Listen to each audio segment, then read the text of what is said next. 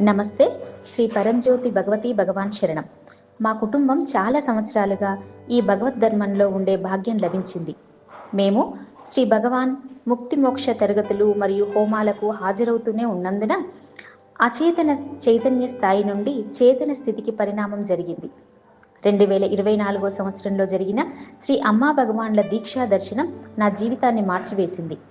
మొదటిసారి నేను మనస్సు మరియు దానిలో కలిగే కోపం, అసూయ, ద్వేషం, ఆత్మన్యూన్యత వంటి ప్రతికూల భావోద్వేగాలను ఎరుకతో చూడగలుగుతున్నాను. చూడడం జరిగినప్పుడు ఎరుక యొక్క తాకిడితో ప్రతికూల భావోద్వేగాలు మటుమాయమైపోతున్నాయి. అంతకుముందు ఎవరైనా నన్ను మానసికంగా గాయపెట్టినప్పుడు నేను వెంటనే ప్రతీకారం తీర్చుకోవాలని మరియు వారిని కూడా మానసికంగా గాయపరచాలని ప్రయత్నించేదాన్ని. కానీ ఇప్పుడు నా ప్రవర్తనలో మార్పు చూస్తున్నాను. ఈ రోజుల్లో నేను మానసిక గాయానికి లోను కావడం లేదు. పాత విషయాలను ముందుకు మోసుకొని రావడం లేదు. ఎలాంటి మానసిక సంఘర్షణ కానీ, ఇతరులతో సరిపోల్చుకోవడం కానీ, అపరాధ భావం కానీ, అక్కసులు కానీ లేకుండా నా పనిని నేను చేసుకోగలుగుతున్నాను. అంతరంగ సంభాషణ ఆగిపోయింది. అవసరమైనప్పుడు ఆలోచనలు వస్తున్నాయి. కరుణను, ఆనంద స్థితిని మరియు ప్రేమను అనుభవించగలుగుతున్నాను.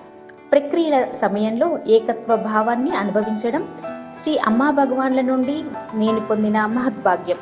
ప్రార్థనా శక్తి మరొక గొప్ప దైవిక వరం. ఇది నా చుట్టూ ఉన్న చాలా మంది వ్యక్తులను అద్భుతాలు జరిగేందుకు నాకు సహాయపడింది. ఇప్పుడు నా హృదయంలో మెదిలే కోరిక ఒకటే, నా జీవితాంతం భగవద్ధర్మ సేవ చేయాలని. వర్తమానంలో జీవించే ఈ అద్భుతమైన అనుభవాన్ని ప్రసాదించిన శ్రీ అమ్మా భగవాన్లకు హృదయపూర్వక కృతజ్ఞతలు. నేను భానుమతి వెల్లింగిరి, గోపిచెట్టేపాలెం, తమిళనాడు. నమస్తే. శ్రీ పరంజ్యోతి అమ్మా భగవాన్ శరణం.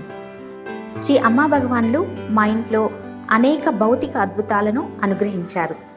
వివిధ శ్రీమూర్తుల నుండి గంధపు పొడి, కుంకుమ మరియు విభూది సాక్షాత్కారమయ్యాయి. ఈ అద్భుతమైన అనుభవాన్ని ప్రసాదించిన మా ప్రియమైన అమ్మా భగవాన్లకు మా హృదయపూర్వక కృతజ్ఞతలు. లావణ్యాజీ, అవినాశి, తమిళనాడు.